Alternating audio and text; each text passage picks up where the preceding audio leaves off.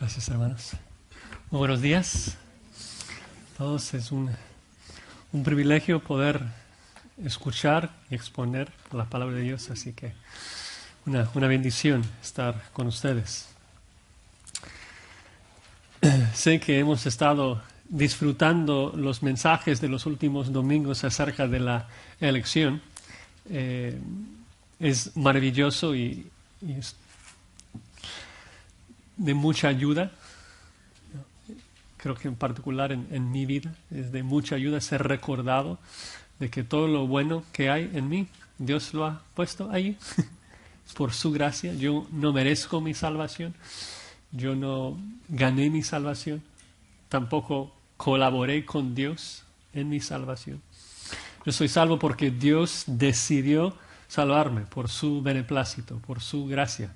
Una decisión que Él tomó en la eternidad pasada sin considerar mis obras, sin considerar mi mérito, sin considerar mi fe, entre comillas, porque sabemos que la fe es un regalo, es un don que Dios da, ¿no? Es fácil como cristianos, ¿no?, elevarnos a nosotros mismos.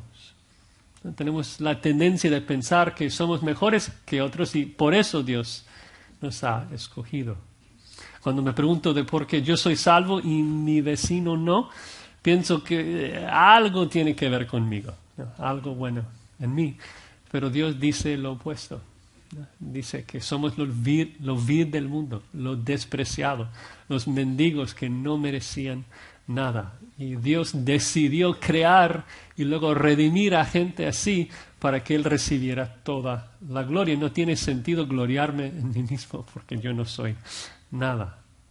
Y esperamos la continuación de esta serie con mucho entusiasmo. Sin embargo, hoy Pastor Henry me pidió que hablara del otro lado de la moneda, por decirlo así, el misterio, la paradoja de que la elección no minimiza nuestra responsabilidad delante de Dios. Somos responsables por lo que hacemos. El hombre piensa, bueno, si Dios escogió antes de la fundación del mundo quiénes iban a ser salvos y quiénes no iban a ser salvos, entonces, ¿qué importa lo que hago yo? Los que Dios ha escogido serán salvos y los que no serán condenados. Yo no puedo cambiar eso. Tristemente, aún ciertos cristianos son tentados a pensar así. Dicen, bueno, si Dios escoge, ¿qué importa si evangelizamos o no evangelizamos? Los que Dios ha escogido serán salvos y los que no, pues yo no puedo salvarlos. No puedo cambiar nada. Esto es necio y esto es orgulloso. Porque es pensar de que nosotros podemos entender la mente de Dios, que nosotros podemos entender el plan de Dios. Y como Isaías dice, como son más altos los cielos que la tierra, así son más altos sus pensamientos que nuestros pensamientos. Pero antes de entrar en nuestro texto y hablar de la responsabilidad humana, quiero hacer hincapié en que tanto la elección divina como la responsabilidad humana son verdades. Son verdades bíblicas. Yo no estoy minimizando nada de lo que hemos estado estudiando de la elección. Y lo menciono otra vez porque es como que la gente piensa que tiene que ser el uno o el otro. Y si queremos la elección, minimizamos la responsabilidad humana, y si exaltamos la responsabilidad humana, de que esto minimiza la elección. Y no es así. No es así. Como dijo el pastor Henry la semana pasada, eso es un misterio a la par con la Trinidad, a la par con la unión hipostática de que Cristo es 100% Dios y 100% hombre. Si predicáramos una serie sobre la persona de Cristo y uno predica sobre la humanidad de Cristo, no es de que el otro lo va a corregir o minimizar cuando luego le toca predicar sobre la deidad de Cristo. La idea sería exaltar las dos verdades porque son bíblicas, y eso es precisamente mi intención. Claro, exaltemos la doctrina de la elección divina, necesario para que Dios reciba toda la gloria. Pero también tenemos que comprender de que nosotros somos 100% responsables. Si alguien se pierde, no es la culpa de un Dios que no escogió. Es exclusivamente la culpa de la persona que rehusó creer en Jesucristo, ¿no? La culpa es exclusivamente nuestra cuando pecamos.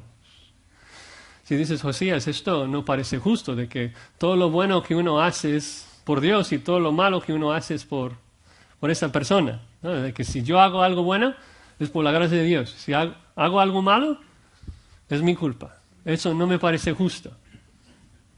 Es porque eres malo.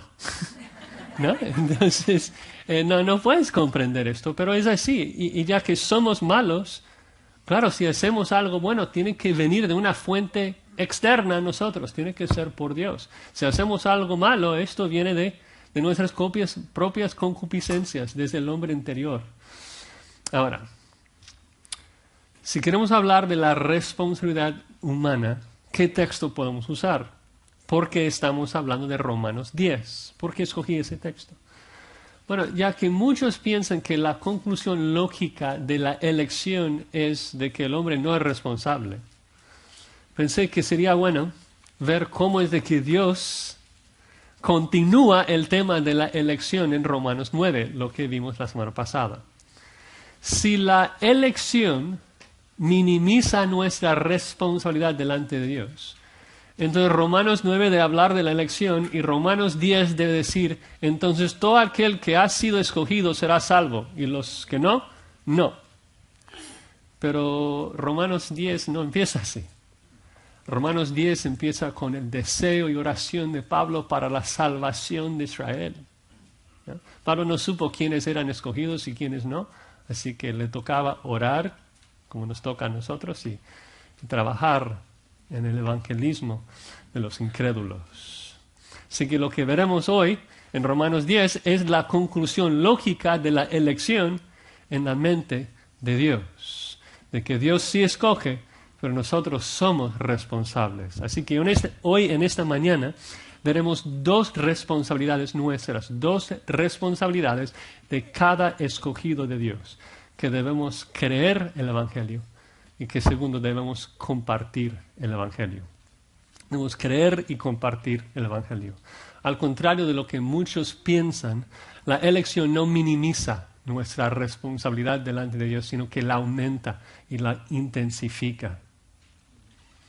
Ya que Pastor Henry leyó Romanos 10, 1 al 17, vamos a entrar de plano en la exposición del texto, pero vamos a enfocarnos solamente en los versículos del 9 al 17. Romanos 10, 9 al 17. El primer punto es de que es tu responsabilidad creer el Evangelio. Dice así el versículo 9, un versículo que casi todos tenemos memorizado, que si confesares con tu boca que Jesús es el Señor y creyeres en tu corazón que Dios le levantó de los muertos, serás salvo. Ahora hay mucho contexto de Romanos 1:1 a Romanos 10:8. No tenemos tiempo de ver todo, pero quisiera resaltar un par de cosas. Pablo ha explicado en Romanos de que todo hombre está bajo la ira de Dios. Todo hombre está condenado. Todo hombre es un pecador. Y la paga del pecado es muerte, ¿no? Entonces estamos bajo la ira de Dios y necesitamos ser salvos. Necesitamos ser salvados de la ira de Dios, del infierno. Pero también Pablo nos ha explicado que la ley no puede salvarnos. La ley no puede salvarnos porque nadie puede guardar la ley. De hecho, Romanos 10, versículo 5 repite esa idea. Está hablando de la justicia que uno obtiene mediante la ley de Moisés. Y dice de que la justicia que viene por la ley dice esto: el hombre que haga estas cosas vivirá por ellas. Es decir, que la promesa de la ley es, si tú cumples todas estas cosas, si tú haces todo esto y obedeces la ley perfectamente, entonces pues no vas a necesitar salvación. Vas a ser justo y vas a poder vivir, ¿no? Vivirás si cumples toda la ley. El problema es de que no podemos. No podemos. Este camino hacia la justicia está lejos de nosotros, lejos de que está más allá de nuestro alcance. Es inaccesible. No podemos obtener una justicia propia. No podemos cumplir la ley. Entonces, si vamos a vivir con Dios, no será por medio de la ley. Gracias, hermano. No será por medio de una justicia que nosotros obramos. Por eso la necesidad de obtener una justicia ajena a nosotros, externa, la justicia de Dios mediante la fe. Si no podemos obrar justicia, necesitamos que Dios nos regale su justicia. Y Él lo hace mediante la fe en el Mesías, en Jesucristo. Y toda la Biblia habla de esto, desde Génesis 3 hasta Apocalipsis, de que la justicia se obtiene mediante la fe. Moisés entendió esto. Moisés escribe en Génesis 15:6 que Abraham creyó a Jehová y le fue contado por justicia. Entonces, Moisés entiende que la salvación se obtiene no por medio de la ley, sino por medio de la fe. Obvio, ya para nuestros días tenemos más promesas que tenemos que creer. Sabemos de Jesucristo, su muerte, su resurrección. A lo mejor Moisés no comprendió todo esto, pero el método de la salvación siempre ha sido igual, por medio de la fe en las promesas de Dios.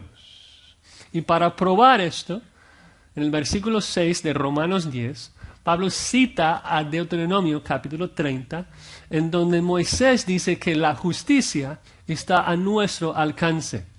Moisés dice, no tienes que pasar al otro lado del mar para obtener la justicia. No tienes que subir al cielo. Al contrario, está cerca de ti, dice Moisés, en tu boca y en tu corazón. Entonces Pablo, tomando esa frase de que la justicia está cerca de ti, en tu boca, en tu corazón, toma esto y lo aplica a Cristo. Y dice, no tienes que subir al cielo para obtenerla. No tienes que bajar al abismo para obtenerla. Cristo ya hizo eso por nosotros. Cristo ya fue sepultado por nosotros. Ya fue resucitado por nosotros. Cristo ya trajo la justicia a nosotros, a nuestro alcance. Ahora está disponible para cualquier hombre. Está cerca de ti, en tu boca y en tu corazón. Cerca. Eso es tan importante cuando pensamos en la elección. Porque Pablo no dice, mira, la salvación está lejos de ti, en una decisión que Dios hizo en la eternidad pasada. Algo que no puedes controlar.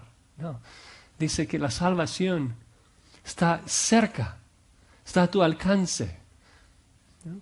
Entonces Pablo agarra esa promesa de Deuteronomio 30, versículo 14, donde Moisés habla de que la salvación está cerca, en tu boca, en tu corazón, y concluye. Entonces, la justicia está en tu boca, en tu corazón, en el sentido de que solamente tienes que confesar que Jesús es el Señor y creer en tu corazón que Dios lo levantó de entre los muertos. Así de simple. No tienes que ir hacia el cielo para esto. Solamente con tu boca, tu corazón, creer quién es Jesucristo y qué ha hecho por ti. El punto es de que es algo accesible, fácil, solamente confesar y creer. Ahora, ¿qué significa esto en particular? Confesar y creer. Dice que hay que confesar con tu boca que Jesús es el Señor y creer en tu corazón que Dios levantó a los muertos. Luego el versículo 10, la explicación, porque con el corazón se cree para justicia, pero con la boca se confiesa para salvación. Entonces creo que es necesario ver de que Pablo está escribiendo, hablando de estos dos verbos, esas dos acciones, confesar y creer en paralelo, son conectados, juntos. ¿No? De que son dos acciones, confesar y creer, que describen el mismo acto de conversión. No puedes confesar y luego no creer. Y tampoco puedes creer y no confesar, ¿no? La persona que cree necesariamente confiesa. Eso es obvio en el versículo 10, porque si uno pudiera creer, pero no confesar, esa persona obtendría justicia por creer, pero no ser salvo, por no confesar. Eso no tiene sentido. Son acciones conectadas, no podemos separarlos.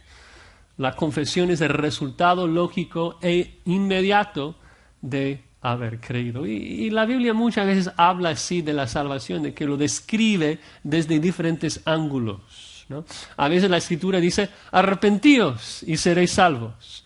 Luego en otro lugar dice, cree y serás salvo. Y uno dice, bueno, ¿cuál es? ¿Debo arrepentirme o debo creer? Y el punto es de que son dos maneras de describir la misma acción. Arrepentimiento describe la acción de manera negativa, de que tienes que abandonar tu pecado. Creer habla de manera positiva de que tienes que abrazar a Dios. Pero es la misma acción de que para creer en Dios, abrazar a Dios, tienes que abandonar tu pecado y abrazar a Dios. Es la misma acción. Confesar, creer, describe en ese sentido lo mismo. De que si crees en Cristo, es porque le estás confesando como Señor de tu vida. Has afirmado de que Él es Señor.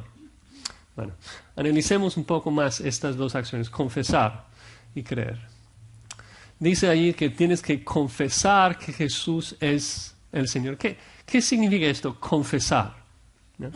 ¿Es solamente expresar una palabra? No creo, porque luego un mudo no podría ser salvo. No es el punto. No es de que si tú pronuncias esas palabras mágicas, Jesús es Señor, tú vas a ser salvo. No. El diccionario dice que la palabra confesar significa estar de acuerdo o reconocer que algo es verdad. Entonces el punto es que para ser salvo debes reconocer, debes afirmar la verdad de que Jesús es el Señor. Tienes que conocer quién es Cristo de verdad. De que Jesús es Señor, es tu Señor, es dueño, es tu amo, que le vas a seguir. Esto obviamente implica arrepentimiento, porque ya no puedes seguir a tu viejo amo el pecado, ahora sigues a un nuevo amo, a Jesucristo, tu Señor. ¿No? Pero además de esto, observen que dice que estás confesando a Cristo como Señor en el sentido de Señor de todos, el Señor, no solamente tu Señor, es el Señor del universo. Y esta afirmación en el contexto es una afirmación de la deidad y señorío de Cristo sobre todo. Sabemos esto por la forma que Pablo utiliza la palabra en el contexto. Observen que acá, en Romanos 10:9, Pablo dice que hay que confesar a Jesús como Señor. ¿Qué significa esto? Bueno, si bajamos al versículo 13, dice en una cita de Joel 2:32, de que todo aquel que invocare el nombre del Señor será salvo. ¿Quién es ese Señor? Lo interesante es de que si regresamos a Joel 2:32, dice allí de que tienes que invocar el nombre de Jehová, o sea, Señor todas mayúsculas. Y Pablo interpreta esto, invocar el nombre de Jehová, como si estuviera refiriendo a Jesucristo. ¿Por qué? Porque Jehová es trino, Padre, Hijo, Espíritu Santo. Y el punto es de que tú tienes que confesar quién es Jesús de verdad. Y Jesús es el Señor del universo, el amo de todas las cosas, el dueño del universo. ¿Y quién es el dueño del universo? Dios. Entonces, en primer lugar, estás confesando una realidad acerca de Jesús. ¿Quién es Jesús? El Señor de todo, que obviamente es Dios. O sea, Jesús, quien es hombre, es también Dios. Tienes que confesar esto, tienes que estar de acuerdo con esto. Luego Pablo agrega que tienes que creer algo. Tienes que creer que Dios lo levantó de los muertos. Es decir, que tienes que creer el Evangelio. Que Jesús murió en tu lugar, porque, o sea, estuvo entre los muertos. Y tienes que creer que Dios lo levantó de los muertos. ¿No? Creer en ese sentido es más que solamente afirmar de que Jesucristo murió y fue resucitado. Aún los demonios saben esto. El punto es de que confías en esto. Confías en la verdad de que cuando Jesucristo murió, murió en tu lugar. Cuando Él fue resucitado, de que eso te trajo salvación. De que tú ahora puedes recibir justicia en vez de ira, porque Jesucristo tomó en su cuerpo toda la ira que tú mereces. Entonces, lo que Pablo está afirmando acá, de que tú tienes que confesar a Cristo como Señor y creer en la resurrección, es de que para ser salvo tú necesitas conocer quién es Jesús y necesitas creer en lo que Él ha hecho por ti. O sea, quién es y qué es lo que ha hecho. ¿No? Tienes que confesar el señorío de ese Dios hombre Jesucristo y tienes que creer el Evangelio, que ese Dios hombre murió en tu lugar y fue resucitado para tu salvación. Ahora, cuando Pablo enseña una verdad, le importaba mucho mostrarnos de que no estaba inventando esa verdad, sino que lo está agarrando de la Biblia. Entonces, en el versículo 11, él da la prueba bíblica de que lo que está diciendo es verdad. Versículo 11 dice, pues la Escritura dice, todo aquel que en él creyere no será avergonzado. Una cita de Isaías 28, versículo 16. Pablo dice, mira, Isaías afirma lo mismo, todos los autores de la Biblia afirman lo mismo, de que la salvación es por fe. Si estamos en Génesis 15, 6, y Abraham fue declarado justo por su fe, si estamos en Habacuc 2, 4, y el justo vivirá por su fe, o si estamos en Isaías, siempre es igual, de que la salvación se obtiene mediante la fe en el Mesías. De hecho, si leemos todo el versículo, Pablo solamente cita una frase. Si leemos todo Isaías 28, 16, dice lo siguiente: He aquí, yo he puesto en Sión por fundamento una piedra probada, angular, preciosa, de cimiento estable. Obvio, sabemos de Pablo y de también Pedro de que esa piedra angular se refiere a Jesucristo. Y dice, el que creyere en él, en esa piedra preciosa, no será avergonzado. Pablo da por sentado de que conocemos a Isaías y el contexto, a lo mejor no lo entendemos. Entonces, creo que es importante ver de que en el contexto de Isaías, Israel fue tentado a buscar salvación de otras naciones, de parte de otras naciones que podrían ayudarles y librarles. Entonces, Isaías proclama condenación sobre esas naciones y sobre los que confiaban en esas naciones. Dice, ay de Egipto, ay de Tiro, y hay de todas las naciones, hay de los que confían en esas naciones, porque todas esas naciones te van a fallar. Si tú confías en Egipto, serás avergonzado porque Egipto no te va a poder salvar. Pero hay uno en quien puedes confiar. Hay una persona, el Mesías, la piedra angular. Si tú confías en él, jamás te va a fallar, jamás serás avergonzado porque él sí te va a salvar. Y Pablo dice, mira, es exactamente lo que yo estoy predicando, de que si tú confías en esa piedra angular, en Cristo Jesús, serás salvo, él te va a salvar. Ahora, Pablo, hablando de Isaías y la salvación que Isaías presenta, sabe que a lo mejor uno pensaría, ok, pero Isaías está hablando de la salvación de Israel, ¿qué de mí? Yo soy gentil. Entonces, por eso continúa, dice el versículo 12, no hay diferencia entre judío y griego, pues el mismo que es Señor, que es Jesucristo, que es Señor de todos, es rico para con todos los que le invocan. San Pablo pregunta, oye, si estamos confesando a Jesús como el Señor de todos, ¿Jesús es solamente el Señor de Israel? No, es Señor de todo el universo, Señor de todos. Entonces no puede haber diferencia. Si Él es el amo, el dueño, el Señor de todos, entonces Él va a dar de sus riquezas a todos sus súbditos, a todos sus esclavos, ¿no? Él abunda en riquezas, el dueño de todo, a Él le pertenece todo, y ya que es tan rico, Él puede bendecir a todos, a cualquier persona que le invoca, cualquier persona que lo pide. Es soberano y rico, ¿no? Y la Biblia siempre presenta esa realidad de que la salvación está para todos, ¿no? Está disponible para todos. Y es interesante cómo la Biblia muchas veces pone en juxtaposición esa doctrina de la elección con la oferta de que todo el mundo puede ser salvo. Muy semejante a lo que Jesucristo hizo en Juan 3, en donde empieza diciendo que si quieres ser salvo, si quieres entrar en el reino de Dios, ¿qué tienes que hacer? Nacer de nuevo. No puedes. O sea, es algo que Dios tiene que hacer por ti. O sea, ¿cómo vas a nacer de nuevo? No, es algo que Dios va a producir en ti. Entonces uno pensaría, es que nadie puede ser salvo entonces, porque nadie puede producir su propio nacimiento. Y luego Jesucristo, tomando esa verdad, le guía al versículo 16, donde dice, cualquier persona, todo aquel que crea en Él, tendrá vida eterna, ¿no?